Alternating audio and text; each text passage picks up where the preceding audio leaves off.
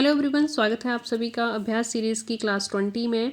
इस सीरीज़ में हम कर रहे हैं HPPSC पेपर 1 की तैयारी, जिसमें कि हम इंडिया, HPO और हिंदी इंग्लिश के क्वेश्चन जो हैं वो रिवाइज कर रहे हैं। क्लास आपको अच्छी लगे, इन्फॉर्मेटिव लगे तो एक लाइक ज़रूर कर दें।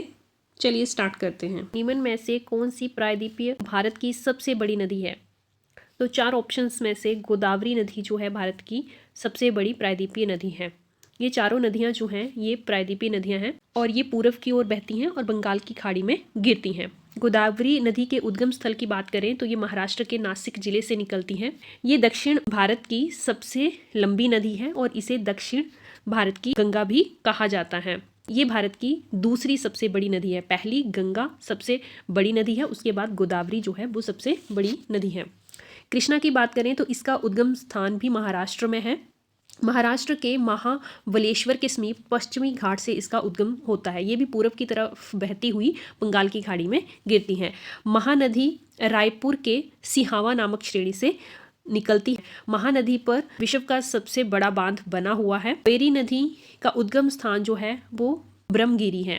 नेक्स्ट क्वेश्चन देखिए, भारत में साल के उत्पादन में अग्रणी राज्य निम्न में से कौन सा है? तो मध्य प्रदेश जो है वो साल के उत्पादन में अग्रणी राज्य है। नेक्स्ट क्वेश्चन, भारत में सबसे बड़ा कोयला रिजर्व कहाँ पाया जाता है? दामोदर बेसिन्स में भारत का सबसे बड़ा कोयला रिजर्व पाया जाता है। अगर राज्य की बात करें तो झारखंड में सबसे बड़ा कोयला रिजर्व है। और कौन सा ऐसा राज्य है जो कोयला उत्पादन में सबसे अग्रणी है? तो छत्तीसगढ़ है। नेक्स्ट क्वेश्चन देखिए, निम्न में से कौन सा भारत में न्यूनतम सिंचित राज्य है? मिजोरम जो है भारत में सबसे न्यूनतम सिंचित राज्य है। सबसे ज़्यादा सिंचित राज्य कौन सा है? तो वो है पंजाब। दोनों क्वेश्चन यहाँ से बन जाते हैं। नेक्स्ट क्वेश्चन देखिए, भारत में सर्वाधिक गेहूं उत्पादक राज्य कौन सा है? भारत में सबसे ज़्यादा गेहूं जो है वो उत्तर प्रदेश में उगाया जाता है। तो इसमें बी ऑप्शन वो सही आंसर हो जाएगा।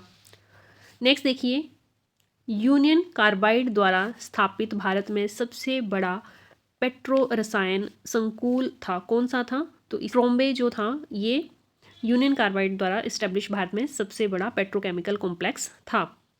नाल्को ने एकीकृत एल्युमिनियम संकुल स्थापित किया, तो ये किया था इन्होंने उड़ीसा में। डी ऑप्शन इसका सही आंसर हो जाएगा।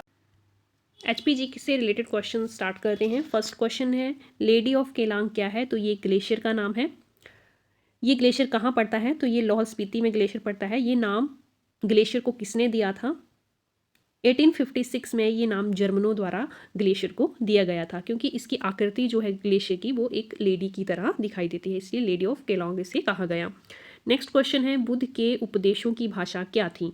पाली भाषा थी। बुद्ध के उपदेश जो थे वो पाली भाषा में दिए गए थे। टोटल कितने उपदेश हैं बुद्ध के? तो 10 उपदेश हैं।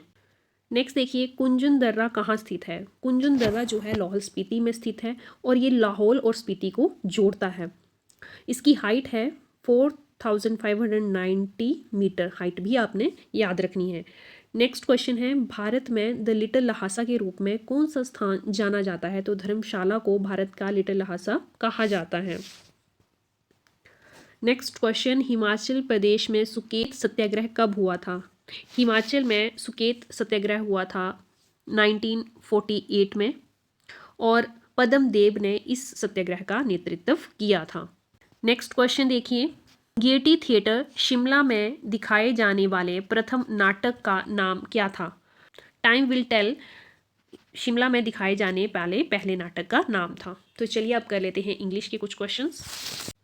फर्स्ट क्वेश्चन देखिए, मई ग्रैंडमदर कांट रीड और right, she has dash knowledge of words. तो इसमें अप्रोप्रिएट वर्ड जो है आपने चूज करना है। तो इसमें अप्रोप्रिएट वर्ड आएगा लिटल। लिटल वर्ड जो है वो अनकाउंटेबल नाउन्स के लिए यूज़ किया जाता है, क्योंकि नॉलेज जो है वो काउंटेबल नहीं है, इसलिए हम लिटल का यूज़ करेंगे।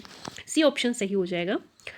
Will you give me dash food please, will you give me some food please. तो सम जो है अप्रोप्रिएट वर्ड है यहाँ पे। नेक्स्ट देखिए, dash student appears in the exam, many a student appear in the exam. The injured person were taken to dash hospital, to the hospital. The जो है एक डेफिनेट आर्टिकल है जो कि यूज़ किया जाता है पर्टिकुलर प्लेस को या पर्टिकुलर पर्सन या पर्टिकुलर चीज़ को पॉइंट आउट करने के लिए। तो यहाँ पे पर्टिकुलर प्लेस बता रहे हैं तो यहाँ पे द आर्टिकल का यूज़ होगा। नेक्स्ट है the past form of cling is, तो क्लिंग की पास्ट फॉर्म होती है क्लंग्स। हिंदी के पोर्शन में फर्स्ट क्वेश्चन है वो खाना खाकर सो गया, वाक्य में कौन सी क्रिया है, तो आपको क्रिया बतानी है कि इसमें से कौन सी क्रिया है। इसमें आएगी संयुक्त क्रिया। संयुक्त क्रिया क्यों आएगी, क्योंकि वो दो काम कर रहा है, जब दो कामों को मिला के जो बनती है उसे संयुक्त क्रिया कहते हैं। वो उसने खाना खाया और फिर वो सो गया, दो क्रियाएं हो रही हैं, तो दोनों क्रियाओं को जो मिलकर बनती है उसे संयुक्त क्रिया कहते हैं।